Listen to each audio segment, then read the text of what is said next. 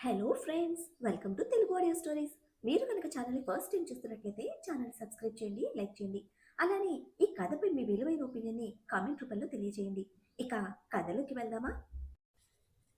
Video చూస్తున్నందరూ కింద కనిపిస్తున్న hype option యొక్క వీడియోని ఎంకరేజ్ చేయండి. తన గురించి తను తెలుసుకోవాలి అని అనుకుంటే వీళ్ళే మీ అమ్మ నాన్నలని చెప్పి ఈ ఫోటో ఇంకా లెటర్ ఇవ్వమని చెప్పిందట. తర్వాత కొన్ని రోజులకే అమ్మ చనిపోయింది. రక్షిత తన గురించి, తన పేరెంట్స్ గురించి ఎప్పుడు ఎవ్వరిని అడగకపోవడంతో వాళ్ళు కూడా ఈ విషయం గుర్తుపెట్టుకోలేదు. మొన్న ఎంక్వైరీ చేస్తూ నేనే స్వయంగా తను పెరిగిన ఆశ్రమం దగ్గరికి వెళ్ళాను కదా, అక్కడ ఒక బామ్మ ఆ లెటర్ ఫోటో ఇచ్చి ఆమె ఈ బిడ్డని నా చేతిలో పెట్టి వెళ్ళిపోయిందని చెప్పింది అంటూ చెప్తూ ఆ ఫోటో లెటర్ ఇచ్చింది నాకు అని పాకెట్లో ఉన్న లెటర్ ఫోటో తీసి చూపిస్తే శౌర్య అవి తీసుకొని చూస్తాడు. లెటర్లో, బుజ్జి, నీకు మా మీద కోపంగా ఉంటుందని నాకు తెలుసు తల్లి. మా మీద కోపం చూపించకు.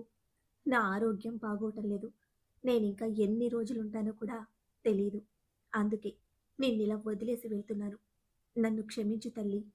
నీ బాధ్యతని ఇలా వదిలేస్తున్నాను. నీకొక అన్నయ్య ఉన్నాడు. తన పేరు కరణ్. దేవుడి దయ వల్ల ఏదో ఒకరోజు నువ్వు నీ అన్నయ్యని చేరుకోవాలని కోరుకుంటున్నాను. నీకంటూ మీ అన్నయ్య వల్ల పుట్టిల్లు ఎప్పటికీ ఉంటుంది. నువ్వు అనాథవి కావు. నీ తల్లిదండ్రులెవరో కూడా నీకు తెలియదు అని నువ్వు అనుకోకుండా మా ఫోటో కూడా ఇస్తున్నాను. నీకు రక్షిత అని పేరు పెట్టడానికి కారణం నువ్వు ఎప్పుడూ నిన్ను నువ్వు కాపాడుకుంటూ నలుగురికి అండగా ఉండాలని. నువ్వు ఎప్పుడూ సంతోషంగా ఉండాలి తల్లి. ఈ అమ్మని తిట్టుకోకురా అని ఉంటుంది ఆ లెటర్లో. శౌర్య కరణ్ని హక్ చేసుకుని ఈ విషయం రక్షితకి చెప్పాలి, చాలా సంతోషిస్తుంది అని అంటే కరణ్ చిన్న స్మైల్తో, ఎప్పుడే వద్దు బాబా, ముందు మన ముందున్న సమస్యలన్నీ సాల్వ్ అయ్యాక చెప్దాం. తర్వాత నా చెల్లిని నేను నాతో తీసుకువెళ్తాను. ఒక 2 ఇయర్స్ నాతో ఉంటుంది. 2 ఇయర్స్ తర్వాత అప్పుడు తన పెళ్లి అని అంటే శౌర్య కరణ్ వైపు సీరియస్గా చూస్తూ, రేయ్, నువ్విలా చెప్తే నీకు దూరంగా తీసుకెళ్ళిపోతాను. ఎవ్వరికి చెప్పకుండా పెళ్లి చేసుకుని తనని దూరంగా తీసుకుని వెళ్ళిపోతాను. ఒక్కరో ఇద్దరు పిల్లలు పుట్టిన తర్వాత అప్పుడు తీసుకుని వస్తాను అని అంటే కరణ్ శౌర్య వైపు చూస్తూ, అదేం కుదరదు. నా చెల్లి మాతో కొన్ని రోజులున్న తర్వాతే మీ పెళ్ళి అని అంటాడు.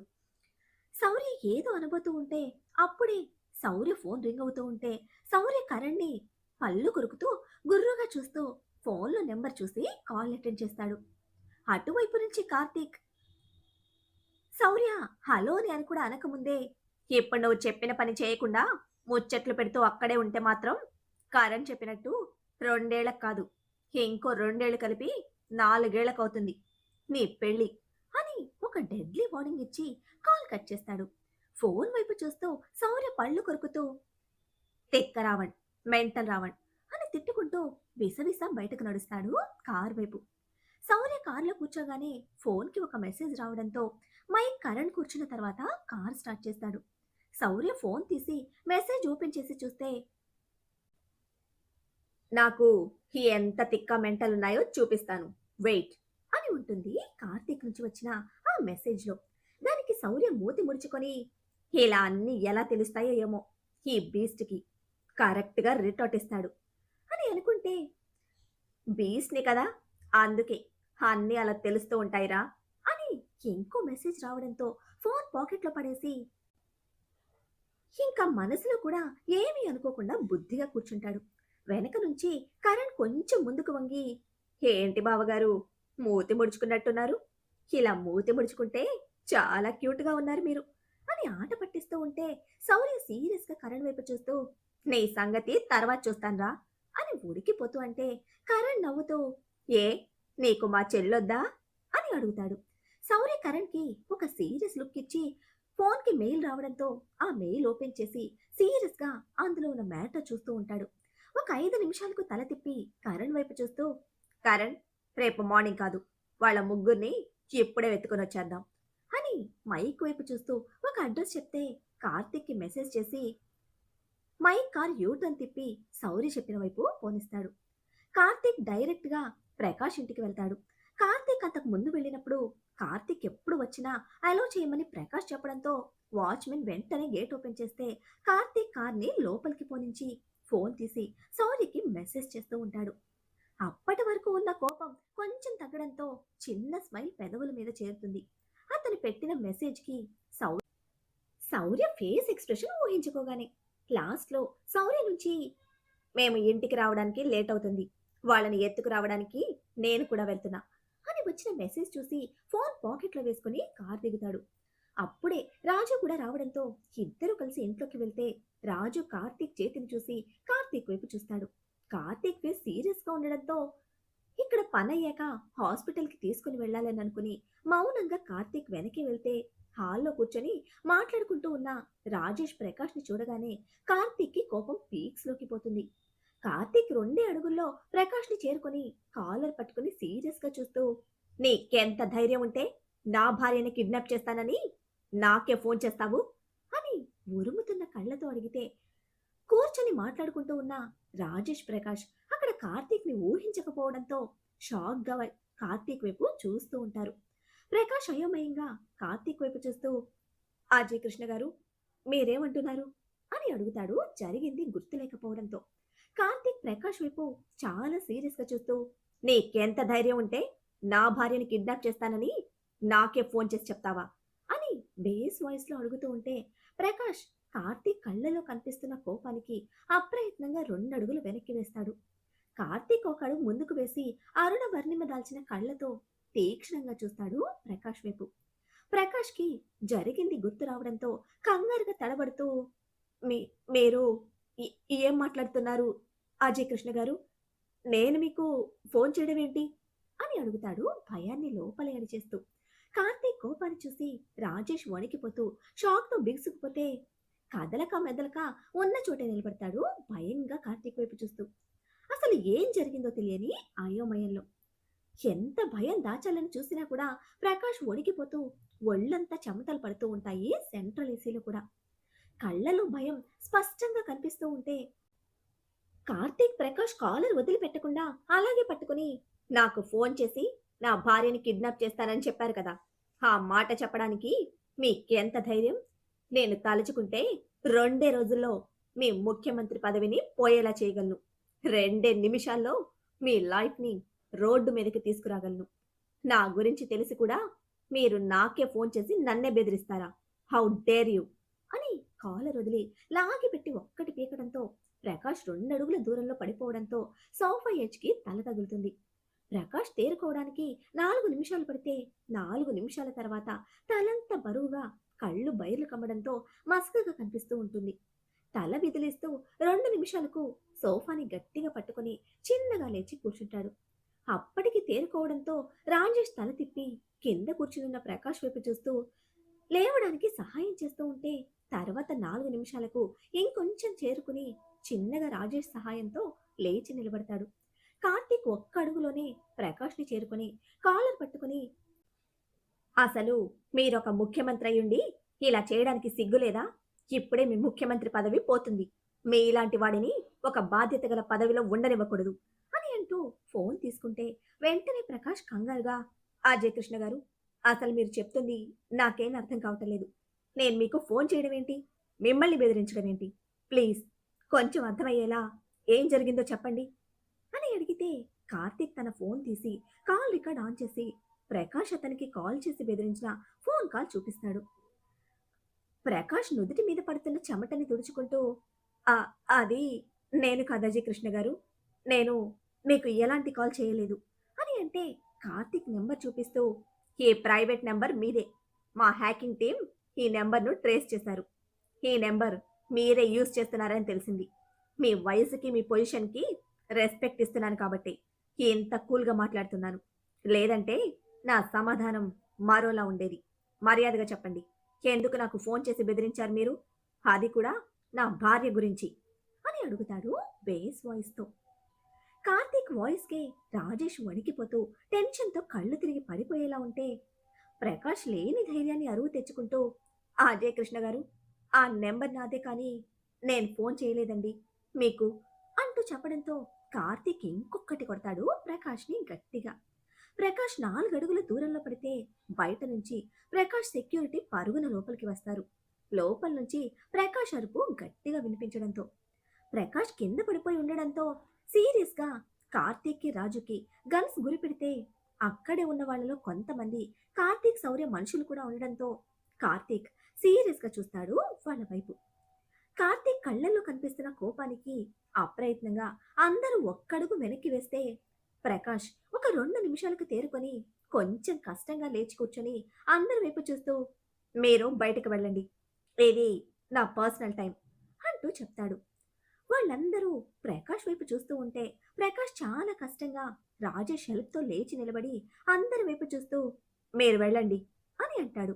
వాళ్ళు ఇంకా మాట్లాడకుండా బయటకు వెళ్ళిపోతే ప్రకాష్ కార్తీక్ వైపు చూస్తూ ఆ జయకృష్ణ గారు, మీరు నేను చెప్పింది కొంచెం నిదానంగా వినండి ప్లీజ్, తర్వాత మీరే తప్పెక్కడ జరిగిందో చెప్పండి అంటూ అడగడంతో కార్తీక్ సహనాన్ని అరువు తెచ్చుకుంటూ సరే చెప్పండి, ఏం చెప్తారు, కానీ ఇందులో మీ తప్పు కొంచెం ఉన్నా కూడా ఈ రోజు మిమ్మల్ని వదిలిపెట్టను అని డెడ్లీ వార్నింగ్ ఇస్తాడు. ప్రకాష్ నుదిటికి పడుతున్న చెమటను తుడుచుకుంటూనే మీరు ముందు ప్రశాంతంగా కూర్చోండి అజయ్ కృష్ణ గారు, జరిగింది మొత్తం నేను చెప్తాను అని అంటే కార్తీక్ సీరియస్గా కూర్చుంటూ చెప్పరా అని అడుగుతాడు విసుగ్గా. ప్రకాష్ కార్తీక్ వైపు చూస్తూ ప్లీజ్ అజయ్ కృష్ణ గారు, ఒక్క 2 నిమిషాలు ప్రశాంతంగా కూర్చోండి ప్లీజ్, నా కోసం ఒక్క 2 నిమిషాలు కూర్చోండి ప్లీజ్ అని బ్రతిమలాడుతూ ఉంటే కార్తీక్ అసహనంగా కూర్చుంటాడు. ప్రకాష్ కార్తీక్కి ఎదురుగా కూర్చొని మనసులో ఇప్పుడు ఈ అజయ్ కృష్ణకి ఏం చెప్పి నమ్మించాలి అని ఆలోచిస్తూ ఉంటే కార్తీక్ సహనం కోల్పోతూ ఉండడంతో ఎంతసేపు కూర్చోవాలి ఇక్కడ చెప్తారా, లేదంటే నా స్టైల్లో నేనే తెలుసుకోవాలా అని బేస్ వాయిస్లో గట్టిగా అడగడంతో ఆలోచనలో ఉన్న ప్రకాష్ ఉలిక్కిపడి అజయ్ కృష్ణ గారు, అది నా ఫోన్ పోయి 4 రోజులవుతుంది. ఆ రోజు నేను పార్టీ ఆఫీస్కి వెళ్ళొస్తూ ఉంటే నా ఫోన్ ఎక్కడో మిస్ అయింది. ఆల్రెడీ దాని గురించి నేను పోలీస్ వాళ్ళకి ఇన్ఫార్మ్ కూడా చేశాను. వాళ్ళు ఫోన్ ట్రేస్ చేస్తూ ఉన్నారు. ఇంకో 2-3 రోజుల్లో ఫోన్ ఎక్కడుందో కనిపెట్టి పోలీస్ వాళ్ళు నాకు తీసుకొని వచ్చిస్తారు. మీరొచ్చే ముందే నేను ఎస్పీ గారితో కూడా మాట్లాడాను అని అంటూ అప్పటికప్పుడు తోచిన కథ చెప్పేస్తే కార్తీక్ కూల్గా కాలు మీద కాలు వేసుకొని కూర్చున్నాడు. కార్తీక్ కూల్నెస్ ప్రకాష్కి ఎందుకో భయంగా అనిపిస్తూ ఉంటే కార్తీక్ రాజు వైపు చూసి కళ్ళతోనే ఏదో చెప్పడంతో రాజు కార్తీక్ సైగా అర్థం చేసుకుని 2 మినిట్స్ సార్ అని ఫాస్ట్గా బయటకు వెళ్తాడు.